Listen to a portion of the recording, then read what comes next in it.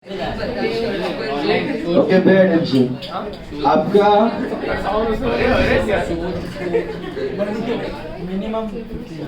Accounting concept, generalization, general rules, standards, formalized rules, उसके अंदर policies.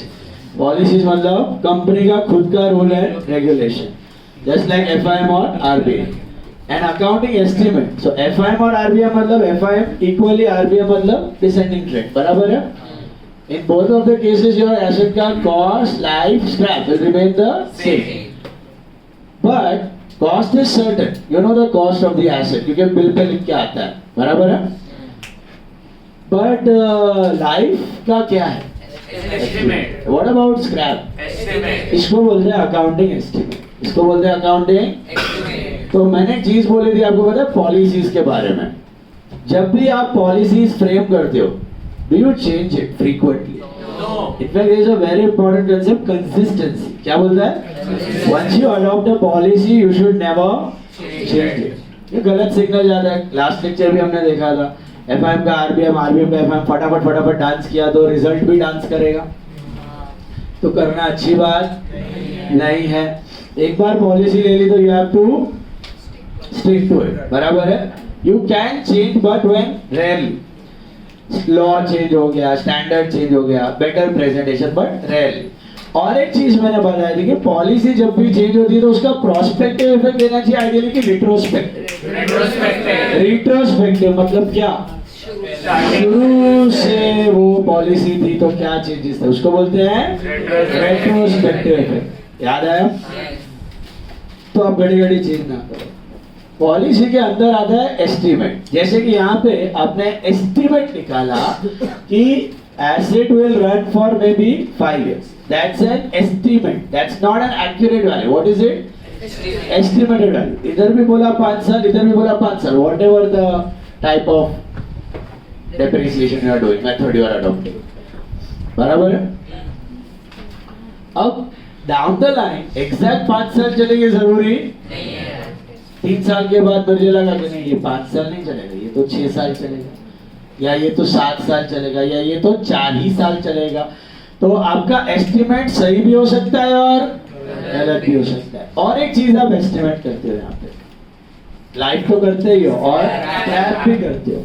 तो स्क्रैप वैल्यू मैंने सोचा था जब एसेट लिया, estimated scrap was let's say for this asset 5000 rupees, but when the time came, gradually after 3 or 4 or 5, I came to know scrap value has come down to 2000 or scrap value has gone up to 8000.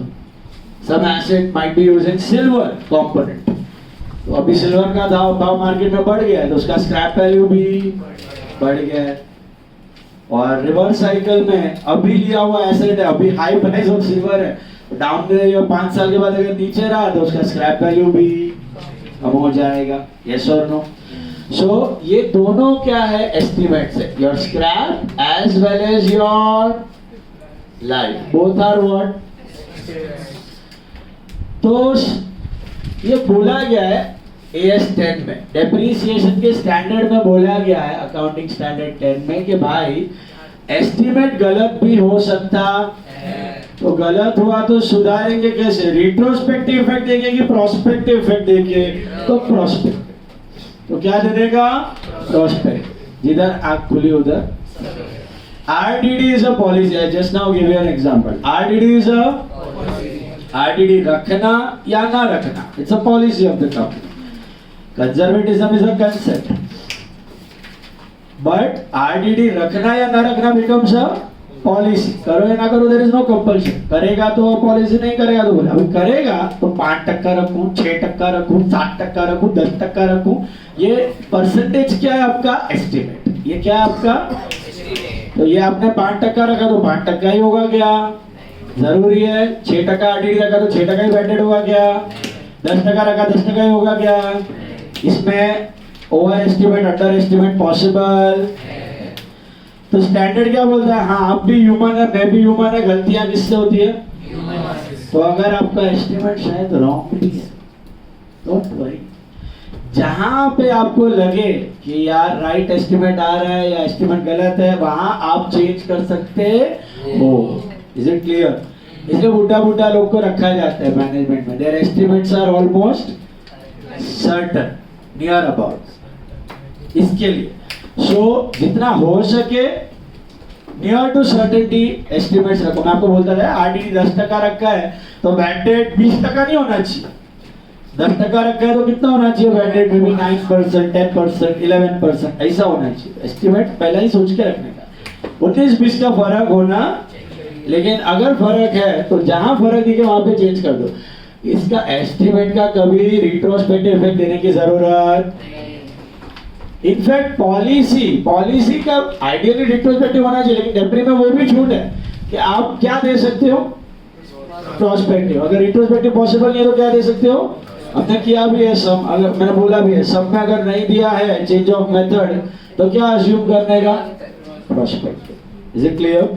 तो वैसे ही यहाँ पर आपका जो scrap या life आप change करने का सोच रहे हो, इसका कौन सा इफेक्ट देना चाहिए? प्रोस्पेक्टिव या रिट्रोस्पेक्टिव? अब एक और चीज आप चेंज कर सकते हो, कॉस्ट. सर कॉस्ट कैसे चेंज हो गया? कॉस्ट तो क्या था? सर्टन था. कॉस्ट क्या था? सर्टन था, खरीदा हुआ था एसेट.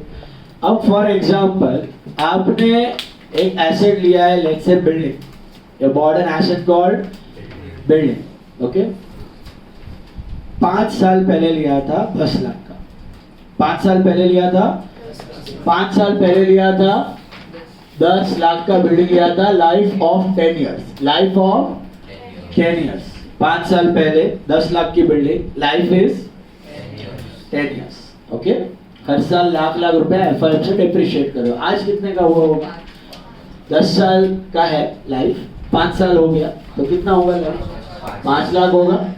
आज के तारीख में कितने का बिल्डिंग? 5 लाख का. अब AS10 एक और चीज बोलता है कि आपको एसेट को रिव्यू करना है हर साल. क्या करना है? लाइफ रिव्यू करनी है, स्क्रैप रिव्यू करना है, कॉस्ट भी रिव्यू करना है. क्या रिव्यू करना है? और अगर उसका मार्केट प्राइस बहुत ज्यादा बढ़ चुका है या बहुत ज्यादा घट चुका है, आपको पता है कि वो चेंज होने वाला, तो आप एसेट को रीवैल्यू कर सकते हो. क्या कर सकते हो? मतलब या तो बढ़ा सकते हो या तो घटा सकते हो. तो मुझे आज 5 साल बाद मेरे बुक्स में बिल्डिंग कितना है? 5 लाख. लेकिन आई फील कि अभी मार्केट में उसका भाव गया 15 लाख. ये 5 लाख की बिल्डिंग का वैल्यू हो चुका है 15 लाख हो चुका है. कितना हो चुका है? और अब ये घटने वाला, ये हुआ था घाटकोपर में 2008 और 12 के बीच में. प्राइसेस रोज वेरी फास्ट. प्राइसेस रोज वेरी फास्ट और अभी घटने वाला नहीं है. 2012 के बाद घटा नहीं है. अगर आप बहुत श्योर हैं तो आप ये एसेट को क्या कर सकते हो? रीवैल्यू. तो 5 लाख का बिल्डिंग आप कितना बना सकते हो बुक्स में? 15 लाख. सर ये गलत नहीं है. ये गलत नहीं है क्योंकि आप घड़ी घड़ी चेंज नहीं कर रहे हो वैल्यू. आप एक पॉइंट पे आके देख रहे हो कि यार अभी इतना बढ़ चुका है और घटने का कोई सवाल है ही नहीं. 15 लाख के नीचे आने का सवाल नहीं है, तो आप 15 लाख बना दिया इसको. तो मैं, या फिर on the other way round, 5 lakh का बिल्डिंग है, आपका डेवलपमेंट नहीं हुआ है, कोर्ट केस आ गया है, दूसरे प्रॉब्लम्स है, और 5 लाख का बिल्डिंग 3 लाख का हो गया. कितने हो गए? और आपको गारंटी है कि अब ये बढ़ने वाला नहीं है, तो आप उसको डाउनवर्ड भी रिवैल्यू कर सकते हो. आप उसको 5 से कितना बता सकते हो? 3 बता सकते हो. 3 बता सकते, ये अलाउ करता है स्टैंडर्ड. इसमें कोई प्रॉब्लम नहीं है. अपने हिसाब से आप एसेट का वैल्यू चेंज कर सकते हो. Is it clear? ऐसा भी कर सकते हो 5 साल के बाद आपको लगा कितना? 15 लाख है. कितना है अभी? 15 लाख है. तो आपने कितना बना दिया? 15 लाख. 5 का 15 किया. लाइफ कितनी पेंडिंग है? 5 साल. तो अब आप कितने से डिप्रिशिएट करोगे इसको?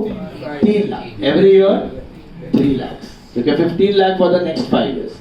15 lakh for the next 5 years. You'll depreciate it by how many? 3 lakh per year. और 3 साल हो गए. कितने? और 3 साल हो गए. तो ये 15 लाख का बिल्डिंग कितने का होगा? और 3 साल के बाद 6 लाख का हो जाएगा. 9 लाख से डेप्रिशिएट होगा कितने का हो जाएगा?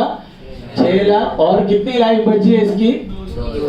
हाँ, आपको वापस आपने रीवैल्यू किया, चेक किया, अरे ये 6 लाख का बिल्डिंग अभी 6 लाख का नहीं है, ये हो गया है 2 लाख का, ये हो गया है 2 लाख। ठीक है, इसको रीवैल्यू कर दो 2 लाख पे और अगले 2 साल में कितना डेप्रिशिएट करोगे? 1 लाख। 1 लाख 1 लाख। तो इसको बोलते हैं रीवैल्यूएशन। क्या बोलते हैं? Revaluation can be upward, revaluation can be downward. लेकिन ट्राई करने का कि हर साल जंप मत करो रीवैल्यूएशन में, क्योंकि ये जो प्रॉफिट या लॉस होगा ये एक्चुअल नहीं है, ये इमेजिनरी है। ये क्या है? क्योंकि अभी तक आपने एसेट बेचा नहीं है, आप बुक्स में गेन्स दिखा रहे हो और लॉसेस, जैसे हम करते हैं ना फाइनल अकाउंट्स में अप्रिसिएशन। अप्रिसिएशन का एंट्री क्या है? Asset to asset P&L credit. पैसा आया है क्या? पैसा कब आएगा? तो आप हवा में गेन्स दिखा रहे हो, फिर नहीं हुआ तो डेप्रिसिएशन तो यूजुअल है यूजेज के हिसाब से, अप्रिसिएशन की बात कर रहा हूँ। Got it? और ये जो घट रहा है वैल्यू, ये डेप्रिसिएशन नहीं, एक तरह का जमा एक साथ आप रिवैल्यू कर रहे हो। रिवैल्यूएशन लॉस बोलते हैं इसको। क्या बोलते हैं? Revaluation loss. बट ये भी अभी तक हाथ में पैसा आया। बोलने का मतलब 100 बात की एक बात, लाइफ और स्क्रैप ये तो एस्टिमेटेड ही है, इसमें कोई रास्ता ही नहीं है। बट कॉस्ट तो सर्टन था, कॉस्ट तो उसको भी आप रिवैल्यू कर सकते हो, उसको भी आप रिवैल्यू कर सकते, अपवर्ड भी कर सकते हो और डाउनवर्ड भी कर सकते हो। पहला रिवैल्यूएशन अपवर्ड, दूसरा अपवर्ड, तीसरा upward, multiple upward revaluation possible. पहला डाउनवर्ड, दूसरा 2-3 साल बाद डाउनवर्ड, तीसरा 2-3 साल बाद downward. Downward is also possible. First upward, then downward, then upward, then downward, possible. First downward, then upward, then downward. Anyhow, you can revalue the, इसमें छूट दिया गया।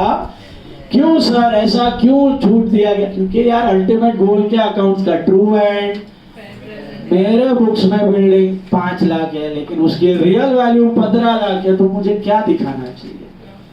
15 लाख दिखाना चाहिए कि 5 लाख दिखाना चाहिए? 15 लाख ही दिखाना चाहिए, क्योंकि अगर मैं 5 लाख दिखाता हूं तो am I showing the true picture? I am understating my assets. What I am doing? हाँ, there is one situation where मेरा बिल्डिंग 5 लाख है, मार्केट प्राइस फ्लक्चुएटिंग है, आज 15 लाख हुआ है, कल 10 लाख है, फिर 9 लाख, फिर 5 लाख, जंप मार रहा है, तो मैं घड़ी घड़ी चेंज करने वाला। But I am very certain कि हाँ ये लिमिट के बाद अभी घटेगा नहीं, या ये लिमिट के बाद अभी बढ़ेगा, तो I can revalue my asset. वो रीवैल्यूएशन के पीछे का रीजन क्या है? रीवैल्यूएशन चाहे अपवर्ड हो या चाहे डाउनवर्ड हो, इसका रीजन क्या है? रीवैल्यू करने के पीछे कारण क्या है? True and fair. जितना है वैसा दिखाओ, ना अच्छा ना बुरा। तो 100 बात की एक बात, जनरली हम लोग एसेट को फटाफट रिवैल्यू करते हैं। क्यों नहीं करते? क्योंकि एसेट रिवैल्यू किया तो एसेट टू प्रॉफिट, डीवैल्यू किया तो लॉस टू एसेट। बुक्स में लॉस प्रॉफिट दिख रहा है, विच इज रियलाइज्ड और अनरियलाइज्ड, सर्टेन नहीं है, होगा कि नहीं होगा मालूम। तो घड़ी घड़ी जंप करने का नहीं तो बिजनेस अच्छा कर रहा है कि बुरा आपको मालूम पड़ने वाला नहीं, तो घड़ी घड़ी रिवैल्यू करने का। बट अगर रिवैल्यू करते हो तो बहुत श्योरिटी के साथ करो और कभी कभी करो, very rarely you do. Is it clear? Upward किया तो प्रॉफिट है कि लॉस है? डाउनवर्ड किया तो घड़ी घड़ी करने का। लेकिन अगर श्योरिटी है अब बढ़ेगा नहीं या घटेगा नहीं, तो आप रिवैल्यू कर सकते हो। तो तीनों चीजें आप एसेट की एस्टिमेटेड बेसिस पे चेंज कर सकते हो। कॉस्ट भी चेंज कर सकते हो, लाइफ भी चेंज कर सकते हो, और स्क्रैप भी चेंज कर सकते हो। और इफेक्ट कैसे देना है? जहां चेंज हुआ वहां से रिट्रोस्पेक्टिव की prospective. Accounting estimates are all prospective. आदमी है, इंसान है, एस्टिमेट में गलती हो सकती है, जहां आंख खुली उधर सवेरा। Is it clear? अभी प्रॉब्लम करता है, बोलो इसको डाउट था। Asset to revaluation and loss to asset, वो मैं बता दूं इस प्रॉब्लम्स के बाद उसकी एंट्रीज बता दूं, वही कर। यस, सॉरी हाँ, historical cost is one of the way we can value the asset. There are 4 other ways: historical cost, present value, current cost, and market value. Historical cost is a concept. But standards, accounting standards, they allow other valuation principles also. Historical cost के अलावा But it doesn't fit in the data. it fits because historical cost है ना, cost concept का मतलब क्या है कि once you bring the asset, show the cost, record the cost. But down the line, after the asset is put to use, उसके बाद आप हिस्टोरिकल कॉस्ट पे भी दिखा सकते हो, मार्केट वैल्यू पे भी दिखा सकते हो, उसके अंदर है वो। ओरिजिनल कॉस्ट को नहीं बढ़ा रहे हो, घटा रहे हो, उसके अंदर डेप्रिशिएशन होने के बाद उसको करंट कॉस्ट पे भी दिखा सकते हो, प्रेजेंट वैल्यू पे भी दिखा सकते हो। ये 3-4 वेरिएशंस अलाउ किया गया है, but still 90% of the businesses they value historical cost. Foreign countries and all they follow different concepts, तो India is adopting now gradually those concepts. Cost concept क्या बोलता है? एक बार कॉस्ट लाया, उसको ओरिजिनल कॉस्ट पे दिखाओ, डेप्रिशिएट करो, and don't record the gains और लॉस अनरियलाइज्ड बेसिस पे। रियलाइज हुआ तब करो। Now look at sum number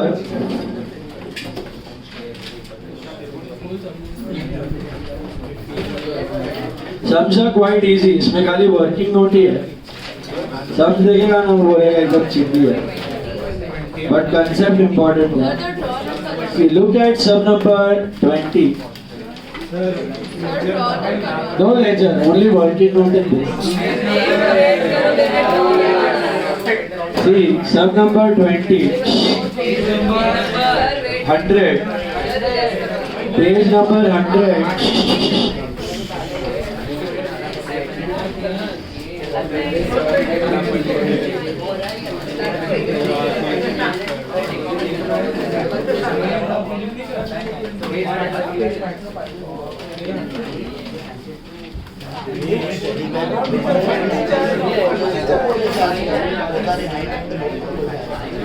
इसलिए जो कंसेप्ट भी है ना अपना, whatever concepts you are following, there are only 3 universal concepts: consistency, going concern, and accrual.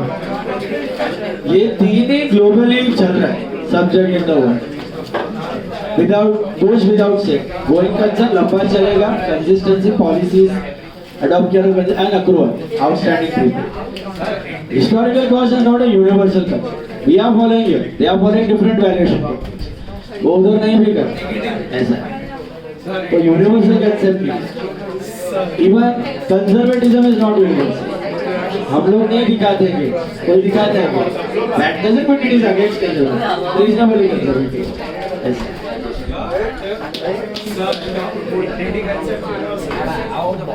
Business entity concept is adopted everywhere, business के perspective से, but still not universal because some businesses are interrelated, families के साथ चलता है, business personal transactions दोनों दिखाता है, HUF में जैसा, there are some concepts, some accounting techniques, but not universal.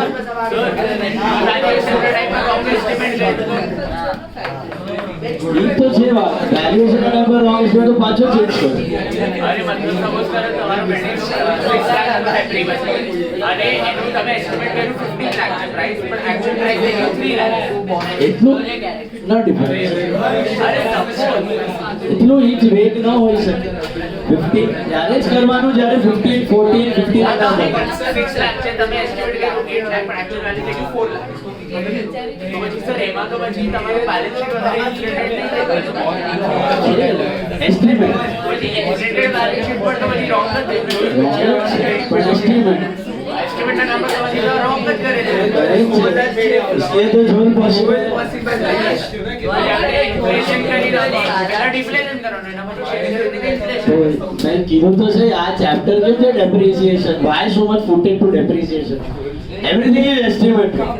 So once you know the accounting, you can play with it, you can increase or decrease the value of asset, you can increase or decrease the losses gains, but then you have to be careful. If you are doing झोल नजर में आ गया but રિવાલ્યુએશન ની ક્યાં કોઈને ખબર પડશે asset ની life નું તું કરે તો જે પણ if you are a company there are independent valuers you appoint तो वैल्यूअर का काम ही है वो वैल्यूएशन ही कर रहा है पूरा लाइफ वो गलत वैल्यूएशन कर रहा है उसका भी नौकरी खतरे में है तेरा इमेज खतरे में है पर होता है लेकिन रीजनेबल लिमिट है 15 लाख का 3 लाख नहीं होता 15 लाख का 16 लाख होता है 15 लाख का 14 लाख होता है ये छोड़ो પણ આવી રીતે ધીરે ધીરે કરીને પણ પછી બહુ ઓવર પીરિયડ ઓફ ટાઈમ અક્યુમુલેટ થઈને વધી જ જાય पॉसिबल है इतना वेग ना होता है 19-20 का छोड़ो પહેલે તો તમને કીધું મેં 6 લાખ ને 8 લાખ નહીં પણ एक्चुअल वैल्यू 4 लाख फोर नहीं होगा 7 8 का 9 उतने में छोड़ो उतना डिफरेंस देख नहीं नजर में आ जाएगा कोई करेगा नहीं नजर ના એવું possible See sum number 20 amortization is intangible asset का depreciation Sir, अपन खबर से बोलेगा ना बोलो देखो इधर a machine costing 6 lakhs please focus a machine costing 6 lakhs is depreciated on straight line basis assuming 10 years working life with a nil residual value for 3 years estimated remaining useful life after the third year was reassessed at 5 years calculate depreciation for fourth year have they asked you to make machine account just calculate depreciation that means it's a note ये हमने इसमें भी किया था यार machine hour rate show depreciation account बोले तो account वरना सिंपली नोट कैसा दिखाने का बताओ देखो ओरिजिनल कॉस्ट कितना था 6 lakh original cost is 6 lakh what is the estimated life 10 years what is the estimated scrap nil this is quite simple so what is your annual depreciation straight line basis बोला है ना what is straight line FI so what is the formula cost minus scrap upon life so per year it will be depreciated by 60,000 correct 6 lakh का cost है 10 साल की life है 60,000 का डिप्री हुआ कितना साल यूज हुआ है उधर दिया it was depreciated for 3 years so depreciation for 3 years will be how much 60,000 into 3 1 lakh 80,000 बराबर છે depreciation for 3 years is 1 lakh 80 how to got that मिला yes sir all right so that means WDV at the end of 3 years WDV at the end of 3 4 years lakh 20 is how much 6 lakhs minus 1 lakh 80 is 4 lakh 20 मिला sorted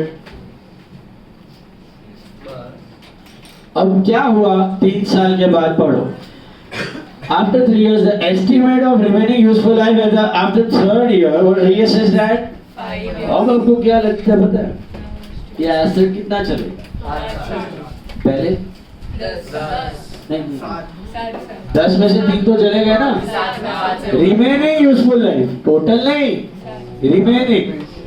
remaining useful life अभी फिलहाल remaining useful life कितना है at present 7 लेकिन आपने reassess किया कि नहीं ये एसेट 7 साल चलने वाला कितना चलेगा this is called change of estimate this is called change of अच्छा और कुछ चेंज हुआ एस्टिमेट में स्क्रैप कुछ scrap is still nil cost कुछ कॉस्ट इज स्टिल सेम मतलब यही है सो ठीक है अभी जहां खुली उधर सवेरा so what how will you do the depreciation for fourth year depreciation for fourth year अब आप किससे डिवाइड करोगे इसको 5 की 7 84,000 yes that's your answer that's the sum 5 marks simple concept पता होना चाहिए समझ में आया बेटा this is called change of estimate ये आ चुका है 4 मार्क का आ चुका है 4 mark 5 mark you can get it okay 4 to 5 इतना सही नो दैट्स सर आगे लोग तो हमने थोड़ी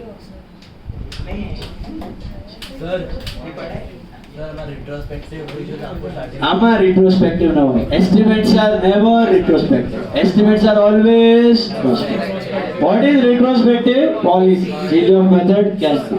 ओके, वो भी अगर क्वेश्चन में नहीं दिया तो क्या करने का, ओ भाई चेंज ऑफ मेथड भी अगर क्वेश्चन में नहीं दिया तो क्या अज्यूम करने का, प्रोस्पेक्ट। हाँ हाँ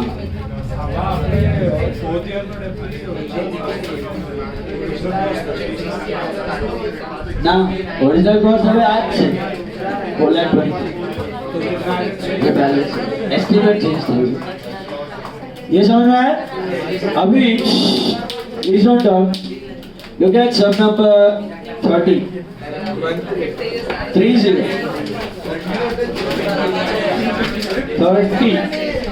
नहीं इसमें नोट है। हाँ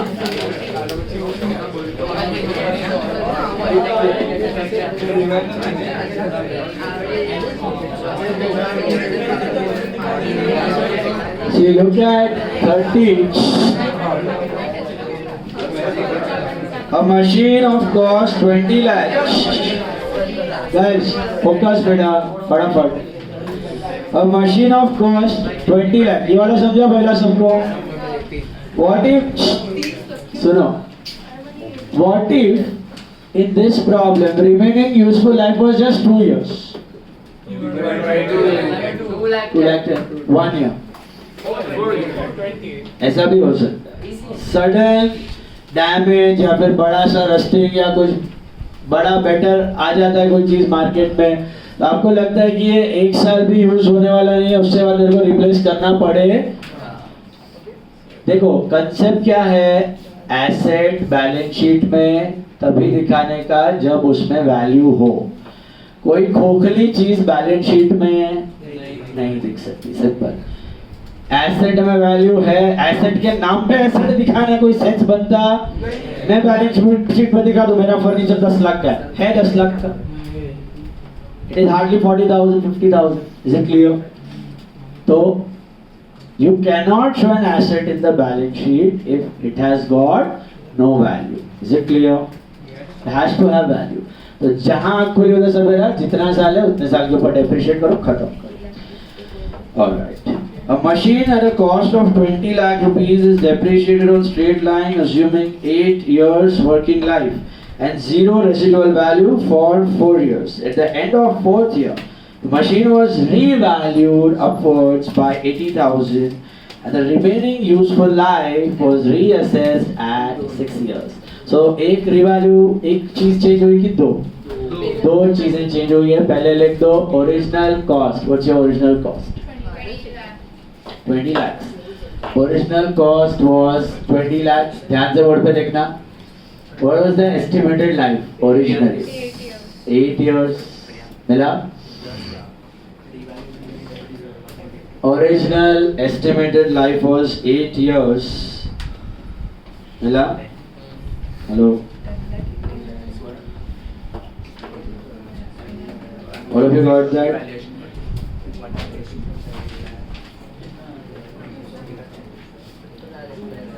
All of you clear? Now, how many years did you use it? पहले तो depreciation per year, straight line basis है, मिला? All of you? तो depreciation per year will be 20 lakhs divided by 8, which is what? 2 lakh 50,000, मिला? Hello? Clear? So how many years you used it? Depreciation for 4 years.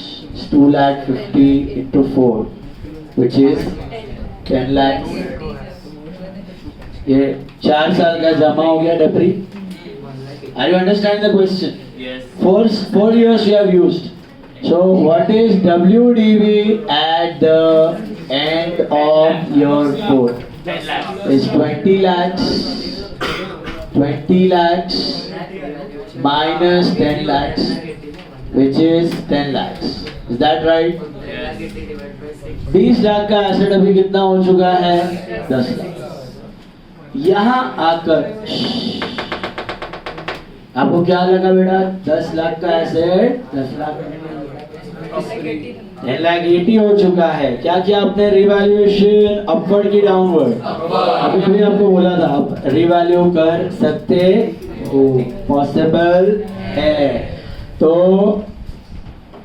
यहाँ पर लिखने का revised value of asset, revised value of asset, सिर्फ revalued value revalued value, revalued revised value वही है, revalued value of asset is nothing but one words में लिख सकते हो, कोई प्रॉब्लम नहीं है, it's a note. 10 lakh plus 80 which is 10 lakh 80। ऐसा वर्ड टू वर्ड होना जरूरी नहीं है, it's just a note, you have to just explain it. 3 lakh 80 मिला, सॉरी 10 लाख 80 मिला। अब और भी एक चेंज हुआ है,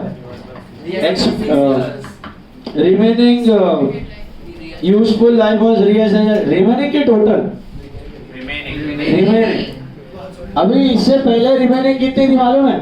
4 years। लेकिन अभी नहीं, it's in a good condition and it may run down till 6 more years, बराबर है।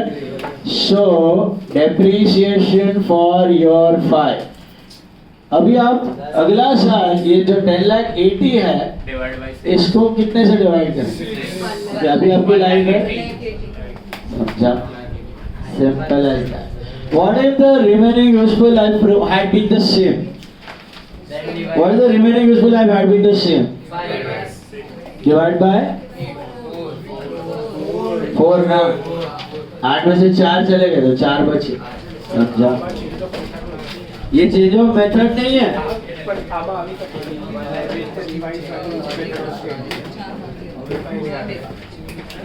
दोनों चीज, या तो चेंज इन एस्टिमेट या तो change of. Look at sum number 13, 1 3 13, 13 ही बाकी है, 21 okay, try 21 on your own. चलो बाद में करते हैं, पहले 21 ट्राई। આ મેથડ અને થોડા થિયરી પાર્ટ અભી ખતમ हो गई, तो थियरी પછી કઈ सम्स કરશો? नहीं ये एक मॉड्यूल नो सम है, बट इट इज देखने का, लिखने का 2 ही सम है। थोड़ा जल्दी शायद हो जाए, अब फटाफट करो, अभी उसमें डिले मत करो, चलो फटाफट। इधर क्या बोल रहा था मैं? 21 करो, चलो ट्राई 21 बेटा। 21st सम, कम ऑन, ध्यान से क्वेश्चन पढ़ना।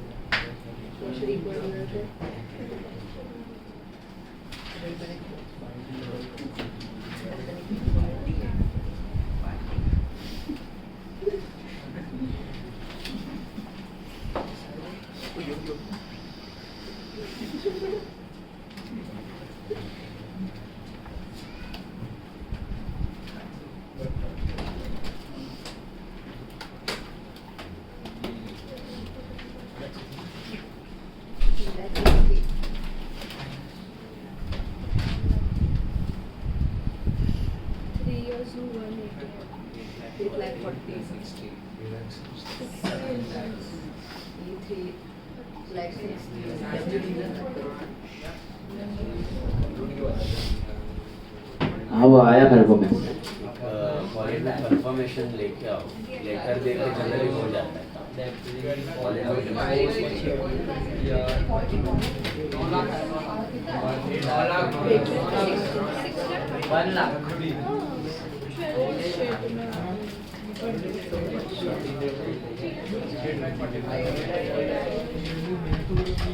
ईडी नहीं बताओ, सीडी को बता देना, purchase dash discount to party और फिर apartment.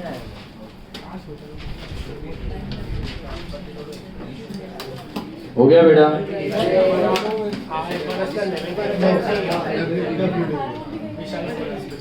Thank you, sir.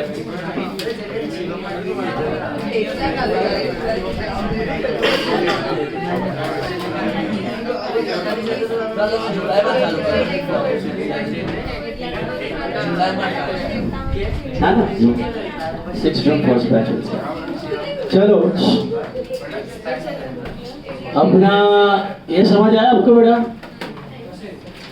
Next साल 21 आया सबको क्या करोगे 12 लाख या 10 साल की लाइफ है पर ईयर डेब्री 1,20,000 कितना साल वापरा 3 साल तो 360 हुआ 3,60,000 हुआ WDV 840 आया 840 का अपवर्ड गया तो 9 लाख हो गया 9 लाख का रिमेनिंग लाइफ 9 इयर्स है तो 9 lakh divided by 9 that's 1 lakh you got it hello hello hello hello there was a model 21 next sum और फिर एक sum number 13 कल मैं one of the biggest chapter of foundation start कर रहा हूँ final accounts okay but final accounts is not like your 12th standard 11th standard final accounts 12th standard 11th standard final account is kindergarten this is 10th standard sums are going to be lengthy एक sum में multiple adjustments थोड़े tricky adjustments and सबसे important part manufacturing final accounts भी आपको क्या है manufacturing 11 12 में आपको क्या था सिर्फ ट्रेडिंग ओके एनपीओ भी है वो आगे वो भी है तो this is manufacturing plus non manufacturing दोनों है मिस मत करना हाँ वो है रॉ मटेरियल सॉरी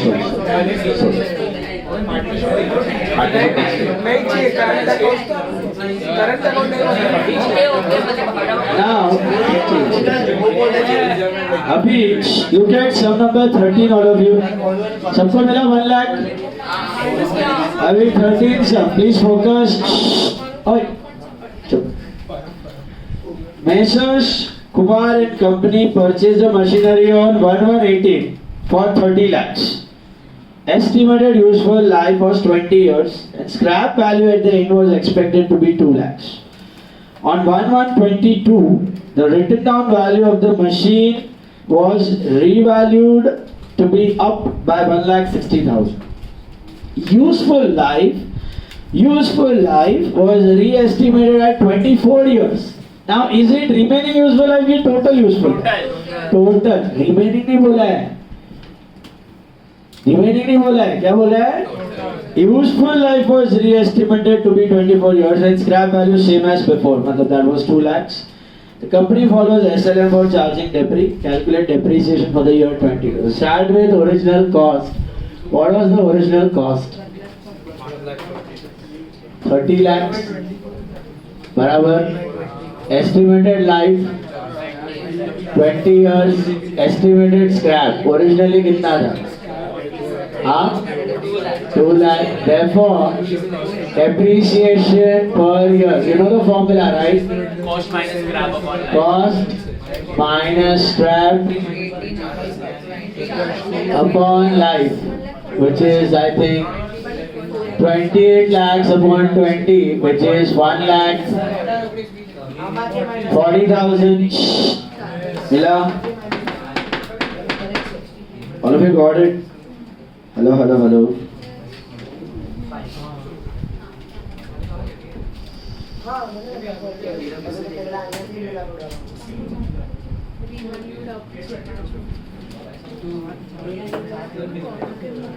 मिला बेटा सबको अभी इस फोकस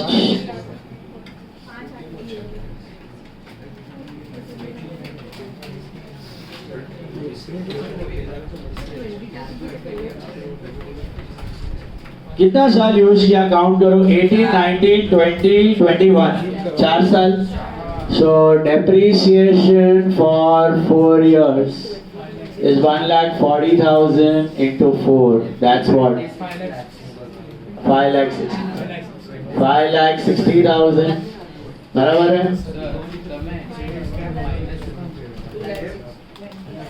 depreciation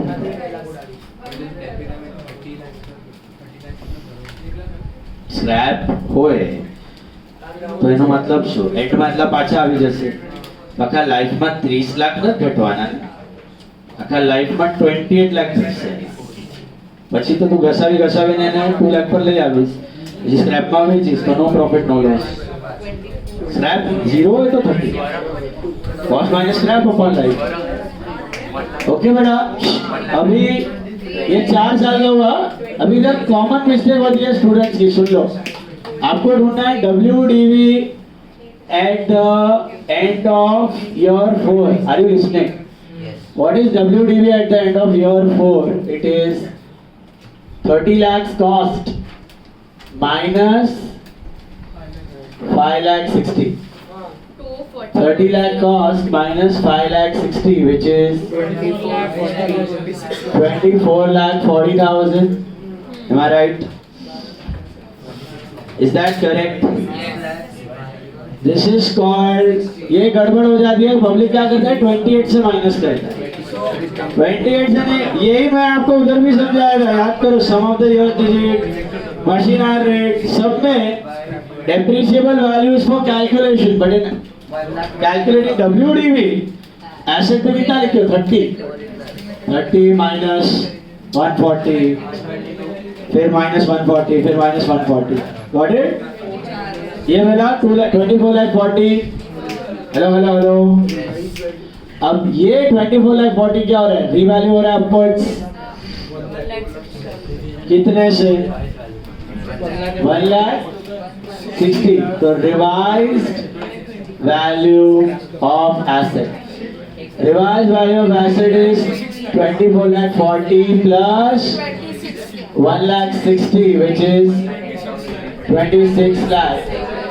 अब सुनो, इधर भी गड़बड़ होती है स्टूडेंट्स की. स्क्रैप इज द पिक्चर ना, फर्स्ट टाइम स्क्रैप नहीं आया था. अब क्या हुआ सीन, समझो इस चीज को, समझो बेटा. आप इमेजिन करो एसेट अकाउंट.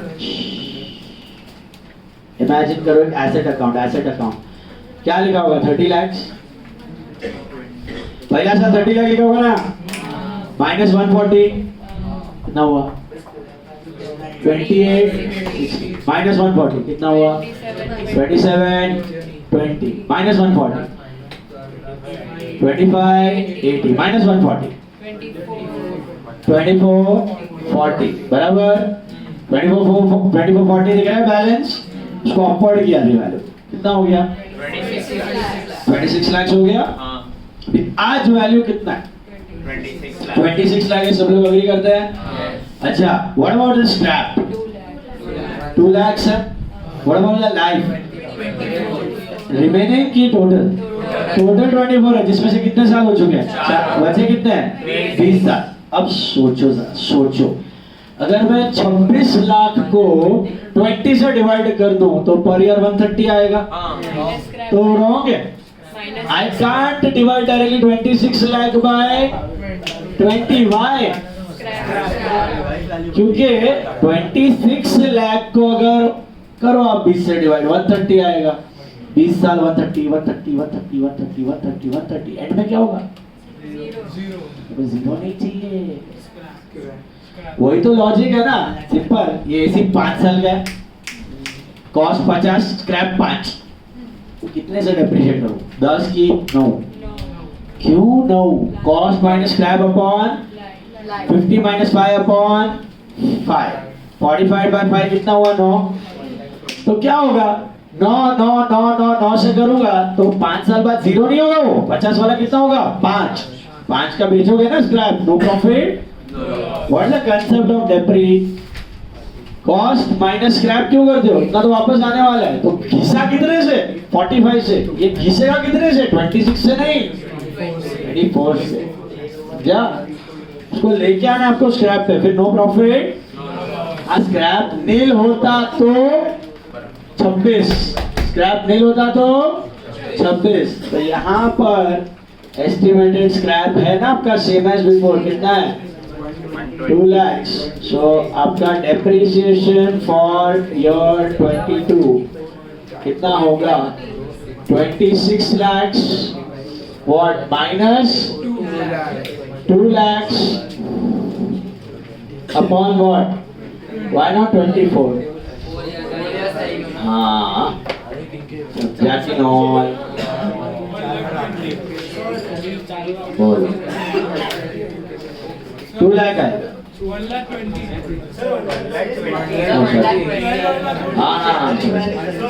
हाँ बोलो बोलो 1 लाख पे यस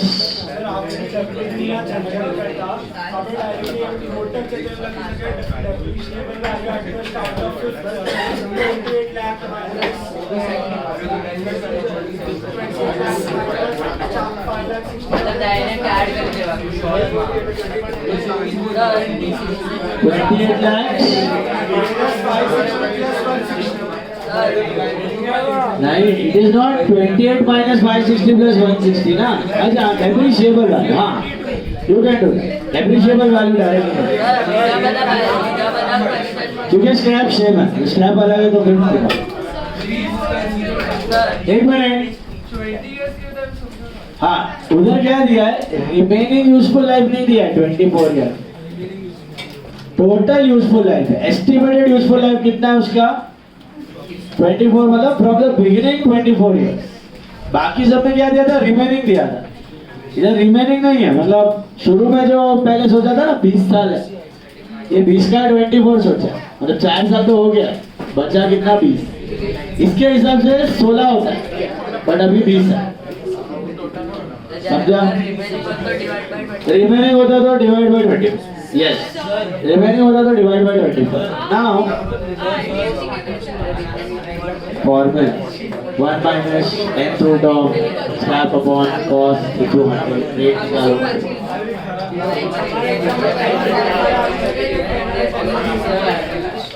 सेमा टेस्ट में तो सर आप ही पैटर्न आप ही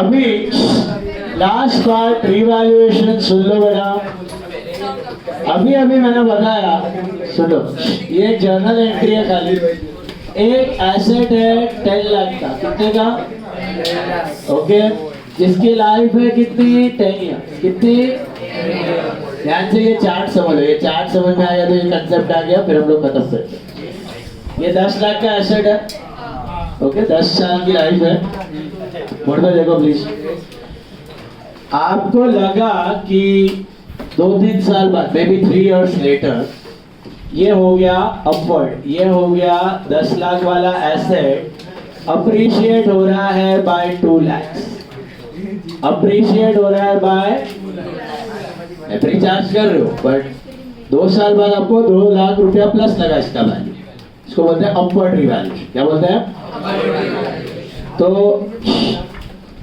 when there is first upward revaluation when there is your journal entry will be asset to appreciation revaluation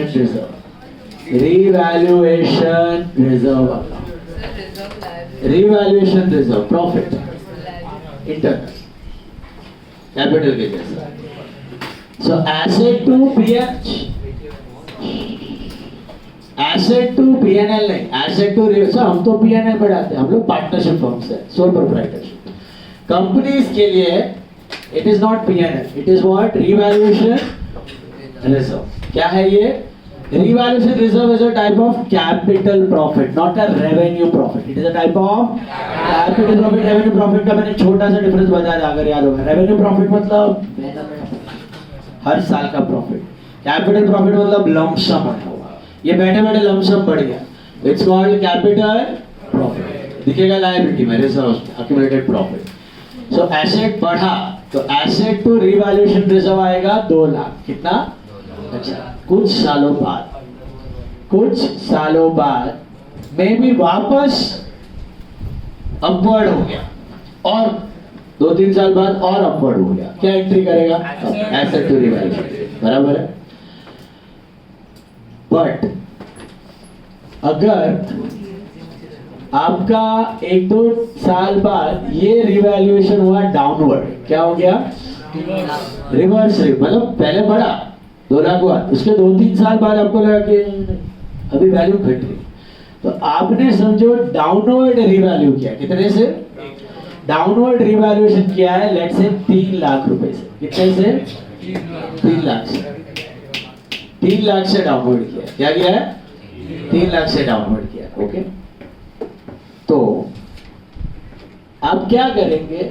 3 lakh रुपया पूरा अगर लॉस होता है ना, लॉस, तो रिवैल्यूएशन रिजर्व नॉर्मली डेबिट नहीं होता, पीएनएल डेबिट होता है। देखो मैं आपको बता, इससे पहले ये समझो तो ये आ जाएगा। अभी पहला अपवर्ड किया था तो ये 2 लाख गया, ये रिवैल्यूएशन रिजर्व अपवर्ड किया, प्रॉफिट किया, वो समझ में आया? तो इसको अभी होल्ड पे रखो। What if first revaluation is downward? What if first revaluation is downward? मतलब ये नहीं हुआ और ये हुआ, -2 लाख हो गया। क्या हो गया? -2 लाख हो गया। बढ़ने के बदले फर्स्ट रिवैल्यूएशन डाउनवर्ड हो गया, ठीक है, तो लॉस है। तो आपकी entry revaluation reserve to asset नहीं होती, आपकी एंट्री होती है पीएनएल टू एसेट। क्या होती है? PNL to asset. क्या फर्क है दोनों में? This is a capital profit but this is a revenue loss. मतलब ऐसा क्यों? इसको हमने पीएनएल में नहीं दिखाया, लेकिन इसको तुरंत पीएनएल में दिखाया। क्यों? कंजर्वेटिज्म, ड्यू टू, मतलब लॉस हो रहा है तो पहले पीएनएल में दिखाया भाई, हाँ ये लॉस है, आगे होगा प्रॉफिट तो खुश हो जाना, लेकिन फिलहाल लॉस है। लेकिन प्रॉफिट हो तो पीएनएल नहीं, किधर दिएगा? सीधा लायबिलिटी रिजर्व्स। किधर दिएगा? लायबिलिटी रिजर्व्स, पीएनएल में नहीं। तो शेयर होल्डर खुश होना जरूरी, शेयर होल्डर को खुश करने का भी नहीं है यहाँ पे, क्योंकि ये हाथ में आया क्या नहीं आया तो जूता पड़ेगा। तो अभी पीएनएल में दिखाने का, तो first upward revaluation is always credited to which account? Revaluation reserve. First downward revaluation is debited to why? Conservative. Loss हुआ तो एडवांस में दिखा दो, ये लो भाई लॉस लॉस है, हाँ सर बाद में बढ़ा तो खुश हो जाना, खुश हो जाना, बट अभी तो ले लो लॉस। सर प्रॉफिट क्यों पीएनएल में बाद में नहीं हुआ तो? Is it clear? अब second revaluation, what if the second revaluation is also downwards? PNL और पीएनएल को डेबिट करो। नाउ सेकंड रिवैल्यूएशन, ये वाला देखो, ये पहला अपवर्ड हुआ है तो रिवैल्यूएशन रिजर्व क्रेडिट हुआ। अब सेकंड रिवैल्यूएशन डाउनवर्ड हुआ ना, तो डायरेक्टली पीएनएल डेबिट नहीं होगा 3 लाख से। अब क्या करेंगे मालूम है? इस रिवैल्यूएशन रिजर्व में ऑलरेडी कितना पड़ा हुआ है, तो उसको यूटिलाइज करो। रिवैल्यूएशन रिजर्व को डेबिट दो, कितने का? 2 लाख का।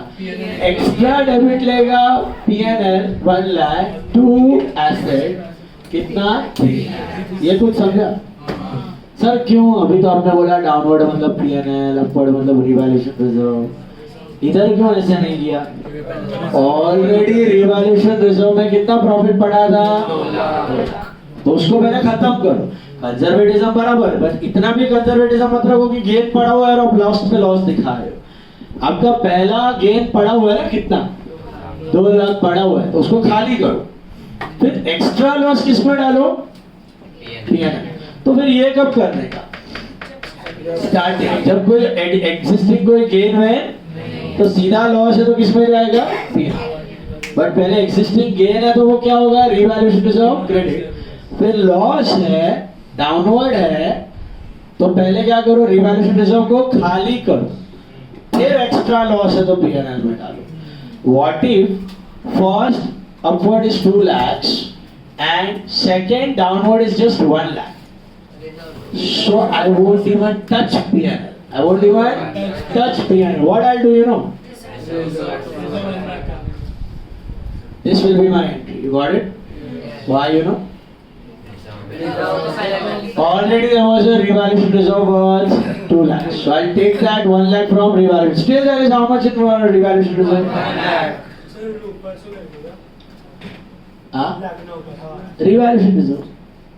रिवैल्यूएशन रिजर्व, समझा बेटा? और वैसे ही first downward is how much? 2 lakh. What if the second revaluation is upward? The second revaluation is upward, let's say by 3 lakhs. Let's say by 3 lakhs. Now I will not credit full revaluation reserve by 3 lakhs. What I'll do, you know? Asset to PNL 2 lakhs to revaluation revenue नहीं, revaluation reserve 1 lakh. इसका logic समझा? वापस PNL में भी आपने दिखाया ना जो लॉस, उसको क्या कर दो, रिवर्स कर दो। सर ये पीएनएल तो 2 से पहले बना होगा, ये पीएनएल तो अब बन रहा है, बट करना पड़ेगा क्योंकि आपने पीएनएल को धक्का मारा था ना, कितने का मारा था, तो अभी उसको भी सुधारो पहले, क्योंकि ऑलरेडी लॉस कितना बताया था आपने, 2 लाख। वो 2 लाख का लॉस को क्या करो, रिवर्स करो, एक्स्ट्रा गेन को किस पे क्रेडिट कर दो, revaluation. Are you understanding? Both the ways it is like that only. पहला गेन, फर्स्ट रिवैल्यूएशन अगर अपवर्ड्स है, फर्स्ट रिवैल्यूएशन अगर अपवर्ड्स है तो किधर जाएगा गेन, फर्स्ट रिवैल्यूएशन अगर अपवर्ड्स है तो किधर जाएगा, अच्छा पहला अपवर्ड है, दूसरा भी अपवर्ड है, तीसरा भी अपवर्ड है, पहला अपवर्ड है, दूसरा डाउनवर्ड है, तो don't take entirely PNL, take first the money from revaluation, जो खत्म होने के बाद पीएनएल। बराबर છે, कंजर्वेटिव बराबर है ना, कंजर्वेटिव है, पैसा पड़ा है तो यूज करो बाद में। पहला डाउनवर्ड है, लॉस है, किधर लिखा, व्हाई नॉट रिवैल्यूएशन, कंजर्वेटिव, पहले ही खा लो लॉस, सदमा लगा, हाँ लगने दो। अभी नेक्स्ट भी डाउनवर्ड है, थर्ड भी डाउनवर्ड, वो तो पीएनएल, पर पहला डाउनवर्ड है, दूसरा डाउनवर्ड है, फिर तीसरा अपवर्ड, मतलब ये पहला डाउनवर्ड फिर दूसरा अपवर्ड हो गया, क्या हो गया, अपवर्ड हो गया। कितने अपवर्ड है, 3 लाख, तो 3 लाख डायरेक्टली रिवैल्यूएशन रिजर्व नहीं, पहले reverse the PNL till what extent, क्यों सर 2 लाख, पहला डाउनवर्ड हुआ था ना 2 लाख, उसको रिवर्स करो, फिर एक्स्ट्रा प्रॉफिट किसका लिखा, रिवैल्यूएशन रिजर्व, दोनों वैसा ही है, जो उधर है वही इधर है, सिमेट्रिकल है। अच्छा, what if the second upward revaluation is just 1 lakh?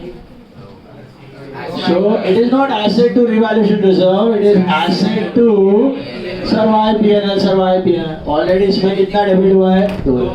जब तक 2 खाली नहीं होता तब तक रिवैल्यूएशन रिजर्व को टच करने का, समझा? ओवर कंजर्वेटिज्म नहीं करना है basically, reasonably conservative. Got it? हाँ बोलो, अभी समझा?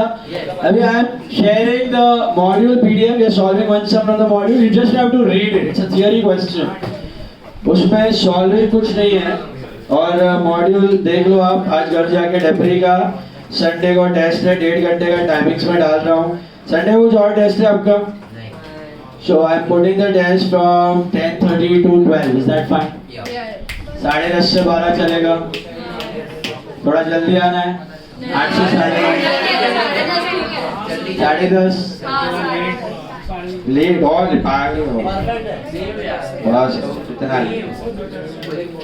चलो डेब्री का हर एक सम गो थ्रू करना और लिख के सॉल्व कर लेना। थोड़ा क्या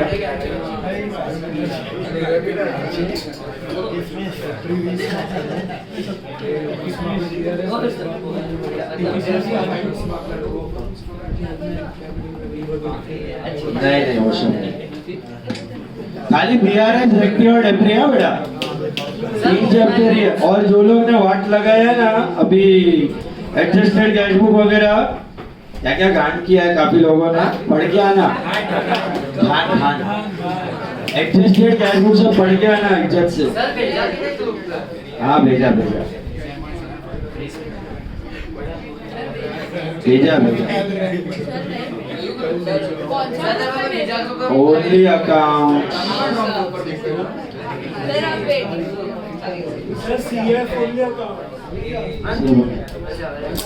ओनली अकाउंट जरूर कर देखो बेटा। सी मिला उसमें I want you all to scroll down और पहुंच जाओ page number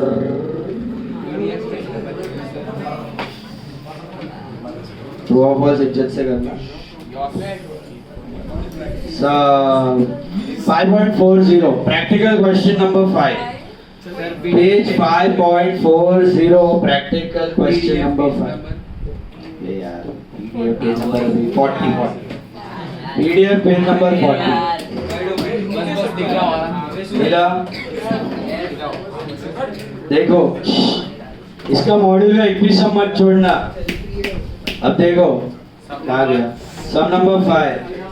amazing group had property plant and equipment PPE मिला। जनरली है ना कंपनीज में फिक्स्ड एसेट के चंक को PPE बोलते हैं, property plant and equipment. Manufacturing concern में यही मेन एसेट होता है, प्रॉपर्टी प्लांट एंड इक्विपमेंट। मतलब बिल्डिंग हो गया, प्लांट हो गया, इक्विपमेंट्स हो गया। So Amazing Group had property, plant and equipments with a book value of 35 lakhs. Book value मतलब current value, depreciated.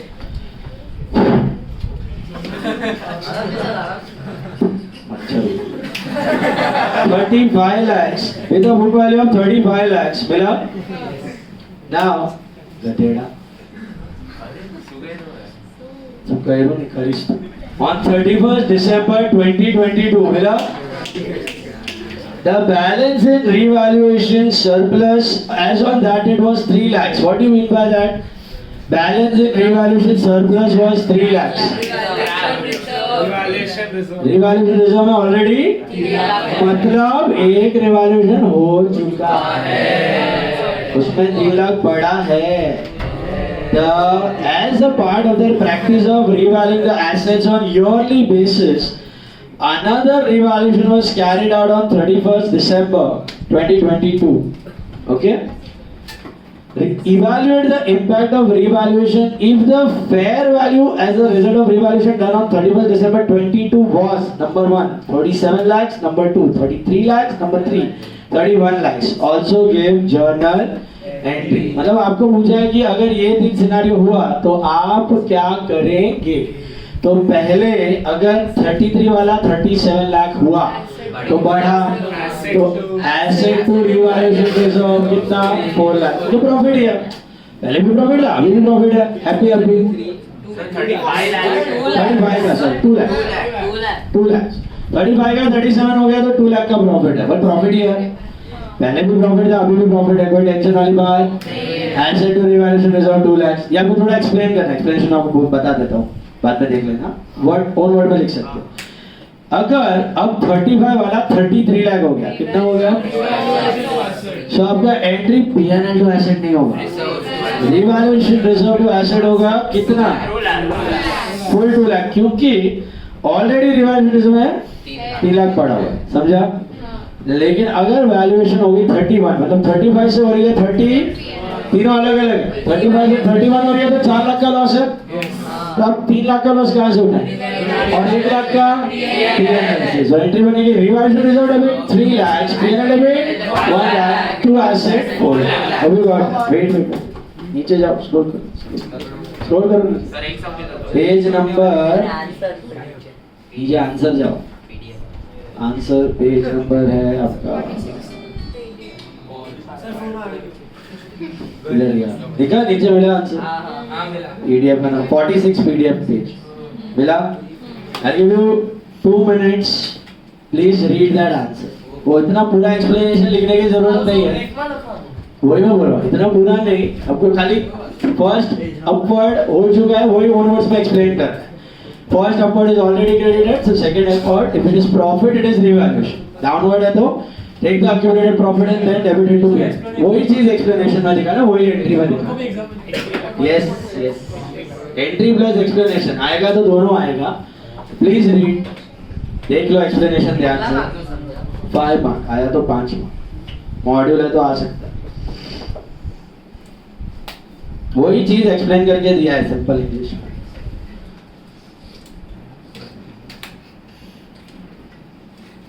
देख लो, सेम चीज है, ओन वर्ड्स में भी लिख सकते हो, एकदम वर्ड टू वर्ड होना जरूरी नहीं है। This is not like 12th standard, इधर ओन वर्ड्स चलेगा। 12th में आपको वही ऐप वाला लैंग्वेज लिखना पड़ेगा, इसमें तो कर सकते हो। देखा, समझा? तीनों एंट्री समझा? Yes sir. All for the day, revise properly, write and solve from module. We are meeting tomorrow with biggest chapter, one of the biggest chapter.